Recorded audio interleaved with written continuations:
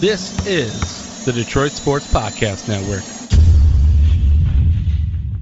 Historical dominance confirmed. And we'll confirm it for you next, right here on Michigan Podcast. But there's going to be one team that's going to play solely as a team. No man is more important than the team. No coach is more important than the team. The team, the team, the team. Looks deep for Anthony Clark. Waits for it. Yes, caught. They said you can't be Ohio State. Now what? Brady gets terrific. Throws it, and in. Touchdown, Knight again. Schultz just before Brazil got him. And a leaping interception by Woodson. Harbaugh back to throw over the middle. Caught by Collier at the 5 on his feet. Touchdown, Michigan. On its way. It's good. He's 5'7", 179 pounds, a junior at Michigan. But Jamie Morris packs a wallop, and he delivers for Bo Schembechler. And here's your first play. Pressure coming. Sacked. It is Glenn Steele, number 81, who fought his way through the traffic. Option. And Robinson calls his own number, and he's going to score. Oh, an easy touchdown for Robinson and Michigan.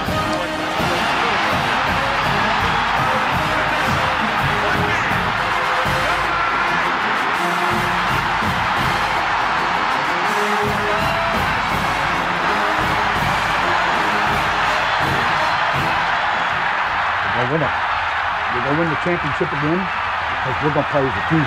And when we play as a team and the old season is over, you and I know it's going to be Michigan again. Michigan.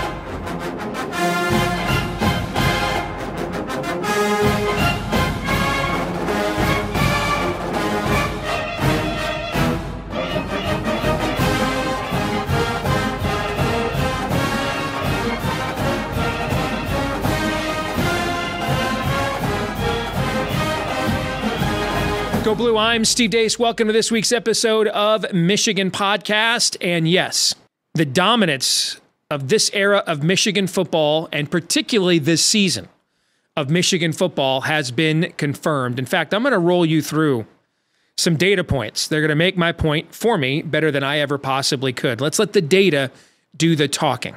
Starting here. For the first time since 1975, Michigan has scored 50-plus in consecutive Big Ten games.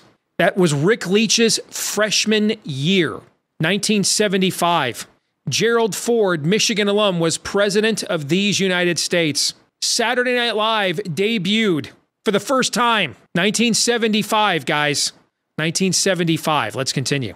Jim Harbaugh's 29-3 record is the best mark over the last 32 games by a Michigan coach since Bo Schembechler went 30-2 from 1971 to 1973, the year I was born, and I just turned 50.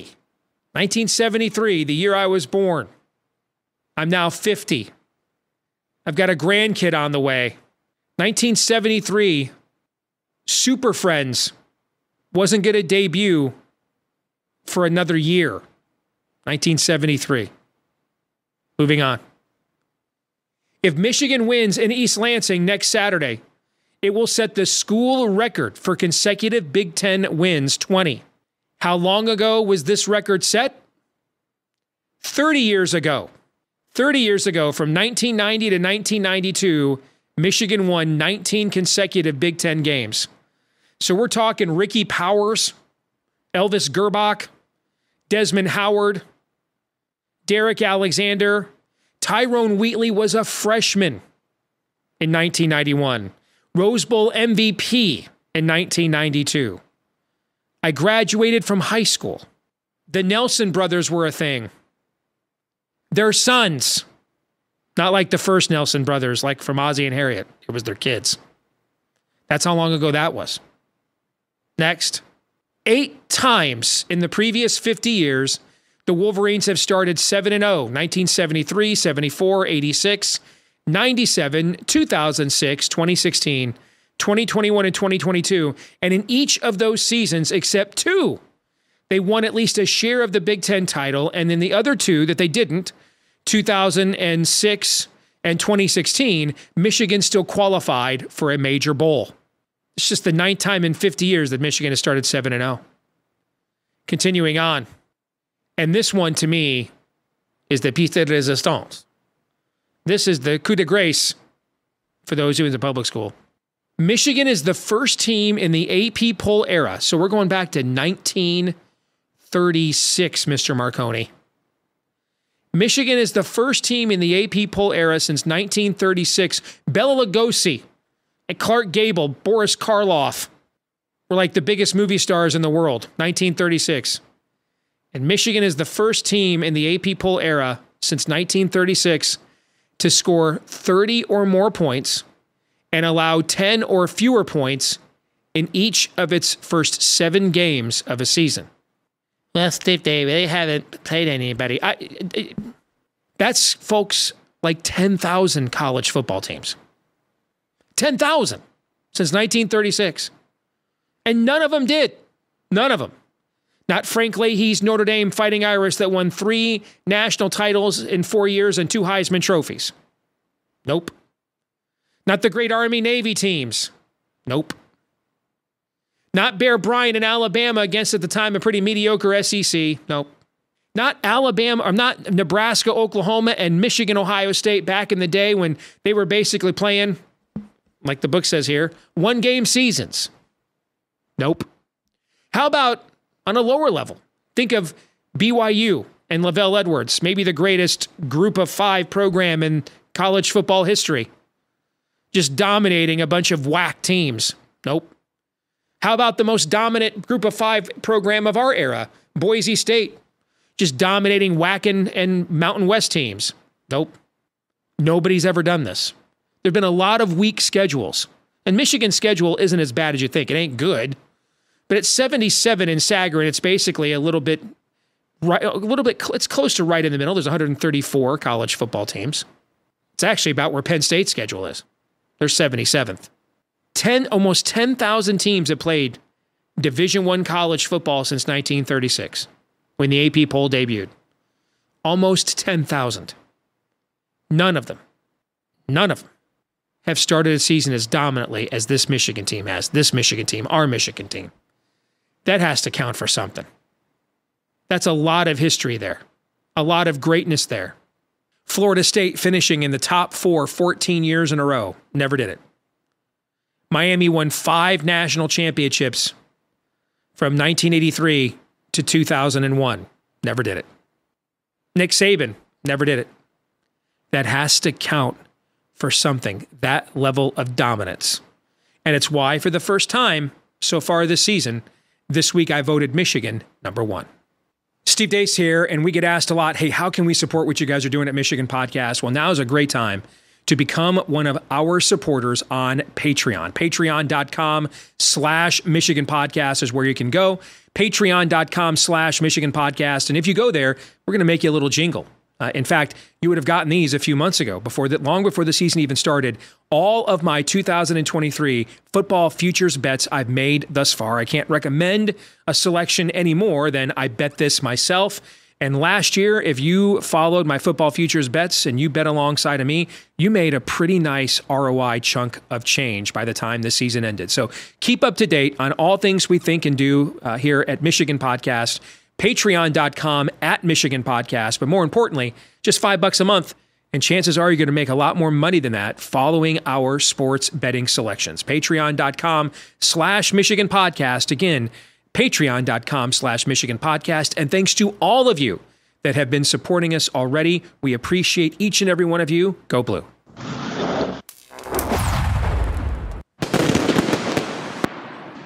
All right, time now for the 10-minute war as we bring in perhaps the world's only, but I'm just kidding. There's at least a few more.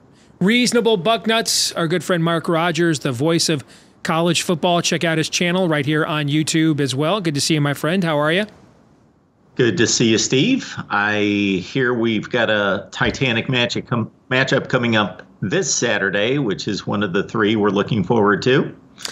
We do, and we'll get to that here in just a moment. But you and I are both historians of the game. We love history of this sport, the traditions of this sport. We're both college football idiot savants to some degree. So, I mean, I have been holding off ranking Michigan even number 2 this entire season because of the strength of schedule.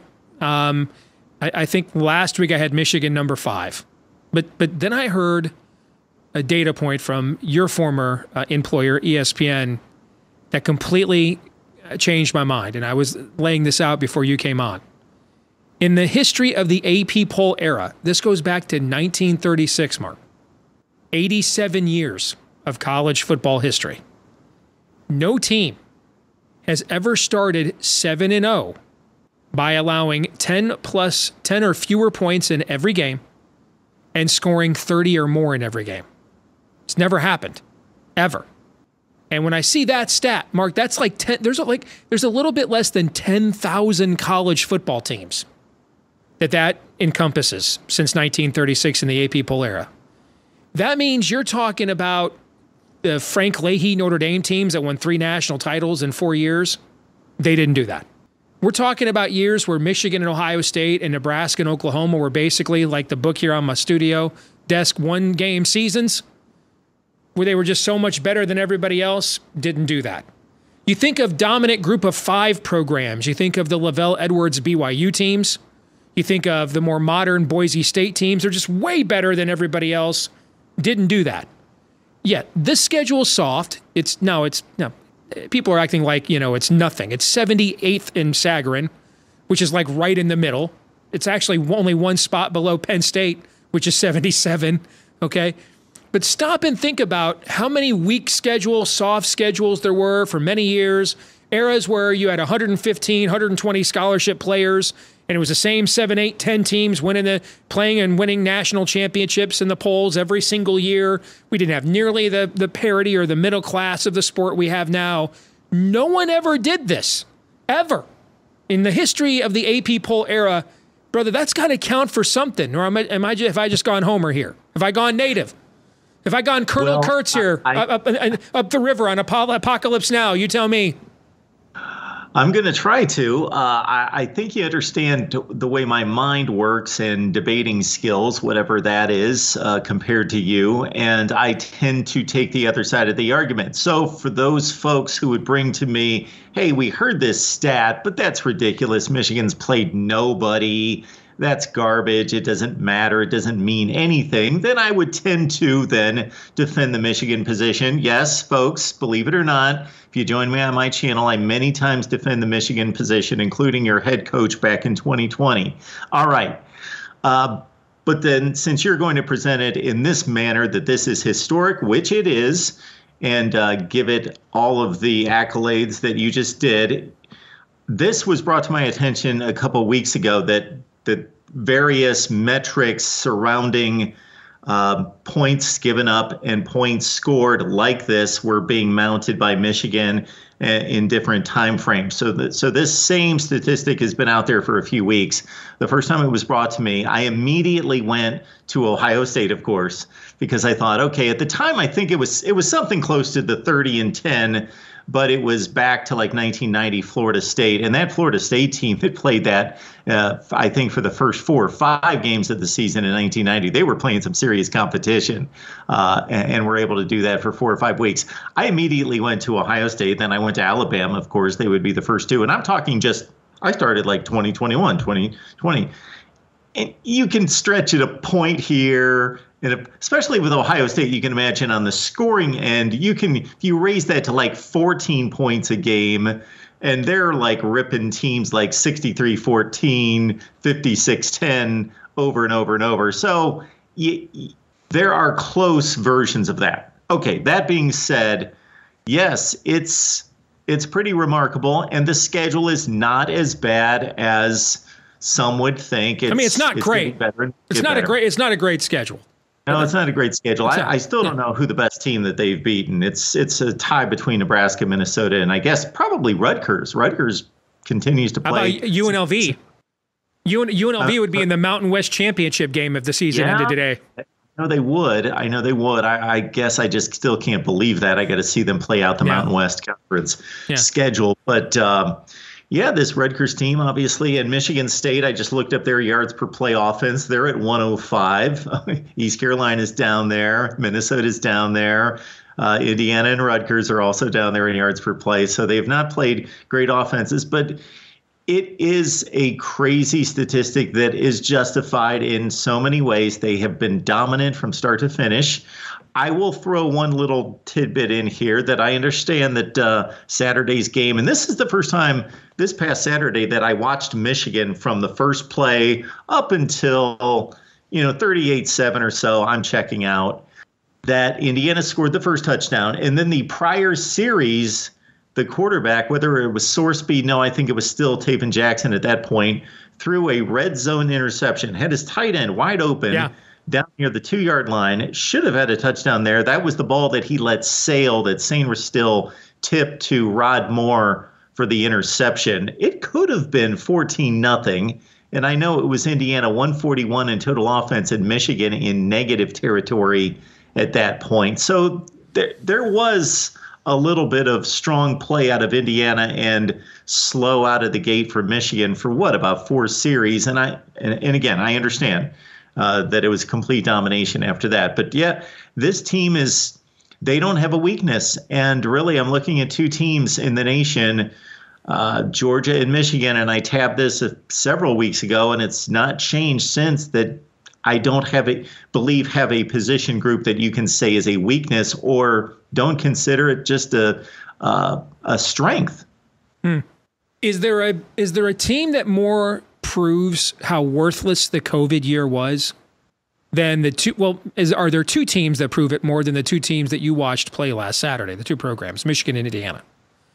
I mean, remember, the league had to change the rules to get Ohio State into the conference championship game ahead of Indiana because they didn't have enough games. We were partly to blame for that. And Tom Allen was up for National Coach of the Year, Big Ten Coach of the Year, was being, sought after by like Florida State, and got this huge buyout. So people who think they're going to run him, cost $20 million to get rid of the head coach at Indiana, brother. Okay. And if you're a booster and you go to that administration and say, I'm going to pay up to $20 million to get rid of Tom Allen, they're going to say, do you know our basketball program isn't even the best basketball program in the state of Indiana? It's number 2 behind Purdue. So we'd prefer that you donate that money over there. I don't think Tom Allen's going anywhere. Okay. So we get more of the finger snaps. Okay. But you look at what Indiana did that one year and how that's an outlier for their program before and since. Look at Michigan. I want to say Harbaugh was like 48-11 or 46-11 or something prior to COVID, and then went 2-4, and he's 30-3 since after COVID. So that would be one of the arguments where you were actually defending my coach against people like me. Okay, but I mean that COVID year has got to be from this time forward the ultimate asterisk, doesn't it? I mean, in terms of any meaning whatsoever overall to college football? Yeah, for Michigan, for Indiana. Although Tom Allen had that 8-4 season the year before, they went to the Gator Bowl. They blew a 2-touchdown lead against Tennessee. They came that close to going 9-4. So there was a little confirmation there. But of course, Michael Penix left, and it's a bad football program. Yeah, certainly Michigan is the poster child for that season being meaningless. Although the teams that made it through, certainly Alabama. Right, okay, got Clemson with the number 1 overall pick. Alabama was one of the best teams Nick Saban had. Okay. Justin Fields, a number 1 pick. Okay. But as a whole, I mean, what Northwestern did, I mean, Clay Helton and USC went 4-1, and people were talking about putting them in the playoff when they were 4-0. I mean, there's an awful lot of outliers from that season that I just think aren't going to generate much in the long-term history or lexicon of college football. Yeah, there were some oddities that were kind of fun to see. It was Jimbo Fisher's best season. They went 9-1 with an Orange Bowl win. Yeah. And it was a week 9-1 for an all SEC schedule. He almost selected the teams, I think, to have played in the SEC. But I forgot about that. They finished top 5. You're right about that. Yeah. Steve, I got 2 interesting stats for you. Ohio State, Michigan, Penn State have won 34 consecutive games against the rest of the conference. I saw you post that. That blew my mind. Wow. That's crazy. And most of those games that the three have won are not even close against the rest of the league. Yeah. So since Penn State walked off the field against Michigan State the final weekend of 2021, that was the final loss that either one of those three had against. Then the other one I posted is that since – and I looked at this, it struck me since Ohio State was playing Purdue last week, and I did have a little bit of caution there, considering Purdue had played a decent schedule and that if anything, they throw the Ohio State game on Peacock, and I thought that had more of a chance of being a game than the Indiana-Michigan game anyway. That when Ohio State walked off the field, having lost to Purdue in 2018, that lone loss that they got blown out and cost them the playoff. The Rondale Moore game, yeah. The Rondale Moore game. Ohio State is 37-0 against everyone in the Big Ten not named Michigan. Wow. Well, let's get to your Buckeyes before we say goodbye. This is the first of the games of the year in the Big Ten this year. There are 3 of them. Penn State, Ohio State, Michigan, Penn State, Michigan, Ohio State. Nittany Lions about a little, depending on where you look, 5.5 to 6 point underdog to Ohio State. The thing that I'm concerned about here from a Buckeye perspective, not from a Penn State perspective, I would be concerned about Drew Aller and what his QBR has been on the road compared to at home. And that's not abnormal for young quarterbacks, man. Even 5 stars that were the number one, prospect at their positions as he was 2 years ago. But if he can at least be competent, the biggest concern I have here for Ohio State is the way that you beat Penn State is you run the ball downhill.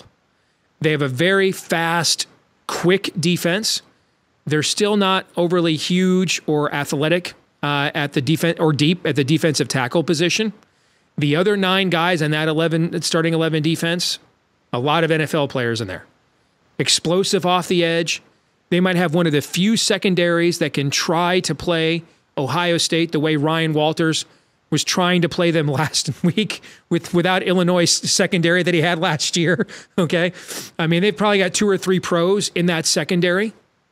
Manny Diaz, until the JTT play at the end of the game, he really had that Ohio State offense fairly confounded for long stretches last year in Happy Valley.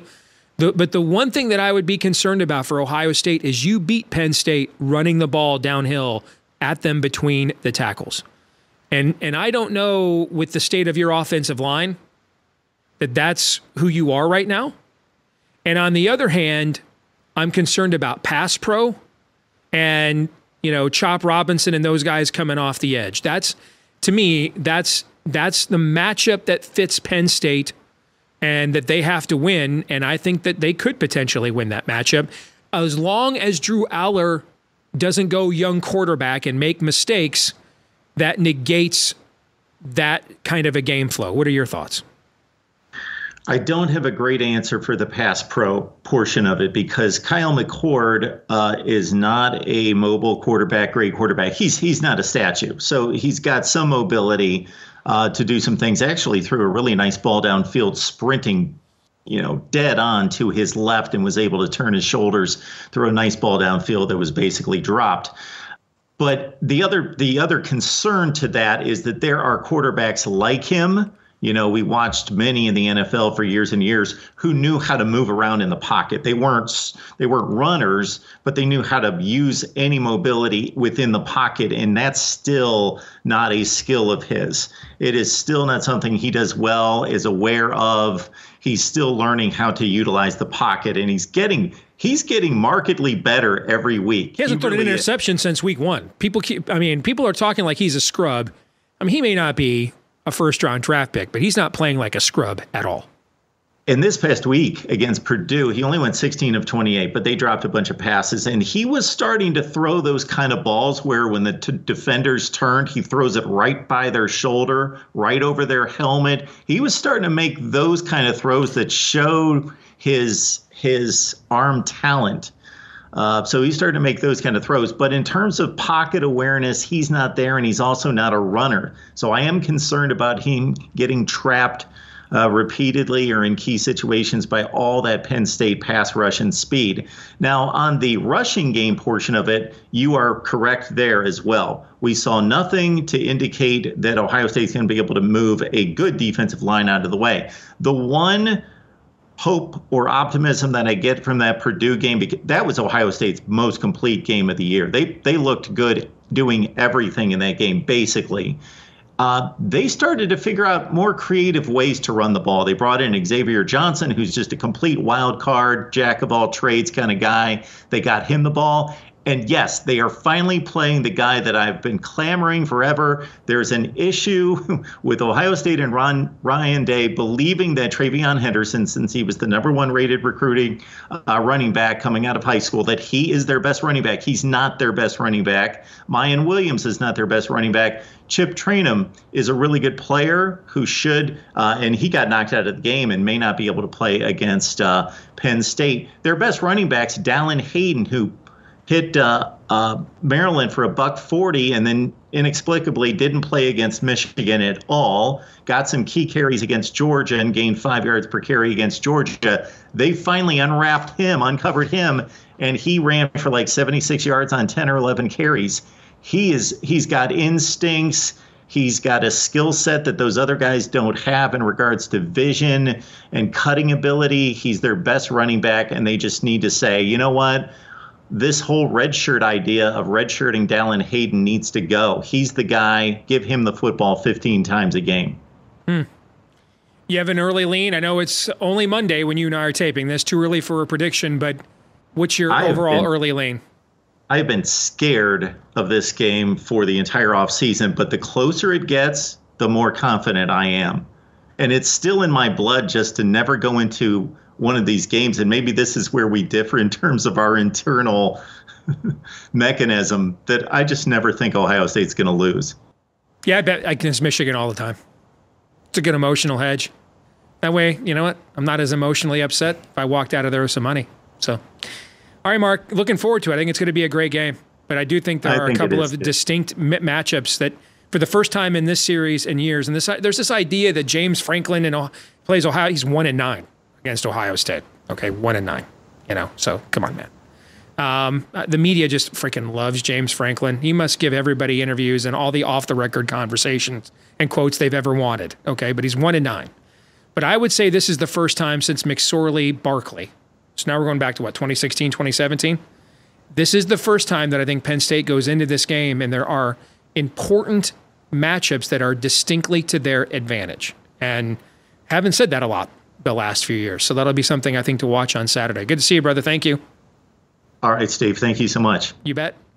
All right, this week's Twitter poll results. I'm putting the over-under for the amount of blue in the stands next week at Spartan Stadium at 30%. Are you taking the over or the under? 87% saying the over, 13% saying the under. Even though it is a night game, this could be the cheapest ticket for a Michigan State game in East Lansing in modern times when factoring in inflation. Which brings us to our feedback of the week from Brandon Payne. Says the only thing that's going to keep this under 30% is the maize factor. That cracked me up, meaning Michigan fans who show up dressed in maize and not blue. I mean, if you watch the Lions game on Sunday, Dan Campbell said afterwards there were so many Lions fans down there in Tampa Bay that in the fourth quarter, he felt like they were going to have to go to a silent count. They were so noisy out there on the road. I think you're going to see that Saturday night, man. It's going to be reminiscent to like the Rich Rod era, where you'd look up and it was like 40, 50,000 people in red at Michigan Stadium and you just wanted to puke. Well, it's our turn now. That'll do it for this week. And by the way, Michigan, if it wins Saturday, sets the school record with a 20th consecutive Big Ten victory, as we just said. Wouldn't it be sweet to do that in East Lansing against Sparty? You know it would be. That'll do it for this week's episode of Michigan Podcast. Don't forget to like, rate, subscribe, 5-star review, share, follow. Help us to find more Michigan fans just like you. And thanks to each and every one of you as our numbers continue to grow here for Michigan Podcast. We greatly appreciate you. Please keep that coming and help us to find more Michigan fans just like you. And you can also find us on Twitter in between episodes, including game day, where chances are I'm going to melt down at least once. At Michigan Podcast on Twitter is where you can go. At Michigan Podcast on Twitter. Until the next time, I'm Steve Deace. Go Blue.